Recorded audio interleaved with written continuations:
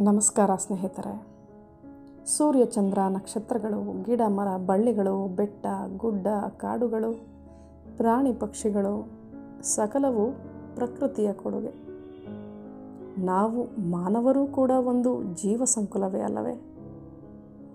ಆದರೆ ಎಲ್ಲ ಪ್ರಾಣಿಗಳಿಗಿಂತ ಬಹಳ ಬುದ್ಧಿವಂತ, ಮಾತುಬಲ್ಲ, ವಿವೇಚನಾ ಶಕ್ತಿಯುಳ್ಳ ಜೀವಿಗಳಾಗಿದ್ದೇವೆ ಅಷ್ಟೆ. ಮನುಷ್ಯನಾಗಿ ಹುಟ್ಟಿದ ಮೇಲೆ ಏನಾದರೂ ಸಾಧಿಸಬೇಕಲ್ಲವೇ? ಅದರಲ್ಲೂ ನಾವು ಕನ್ನಡಿಗರು. ನಮ್ಮ ಕನ್ನಡ ನಾಡು, ನುಡಿ, ಸಂಸ್ಕೃತಿ ಎಲ್ಲವಕ್ಕೂ ತಮ್ಮದೇ ಆದ ಕೊಡುಗೆಯನ್ನು ನೀಡಬೇಕಲ್ಲವೇ?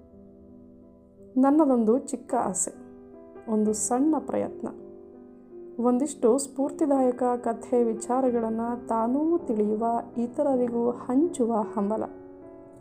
ನನ್ನ ಈ ವಿಡಿಯೋಗಳಲ್ಲಿ ಸ್ಫೂರ್ತಿದಾಯಕ ಕಥೆಗಳು, ವಿಚಾರ, ಕನ್ನಡ ಗಾದೆ, ಒಗಟುಗಳು, ವಚನಗಳನ್ನು ಹಾಗೆ ಕನ್ನಡ ಭಾಷೆಯ ಬಗ್ಗೆ ಇನ್ನಷ್ಟು ತಿಳಿಸುವ ಹಂಬಲ. ನಿಮ್ಮಗಳ ಸಹಕಾರ ಖಂಡಿತ ಬೇಕು. ಇದು ದೊಡ್ಡವರಿಂದ ಚಿಕ್ಕ ಮಕ್ಕಳಿಗೂ ಅನುಕೂಲವಾಗಬಹುದು ಅಂದುಕೊಂಡಿದ್ದೇನೆ. ನೀವು ಏನಂತೀರಾ ಸ್ನೇಹಿತರೆ? ಧನ್ಯವಾದಗಳು.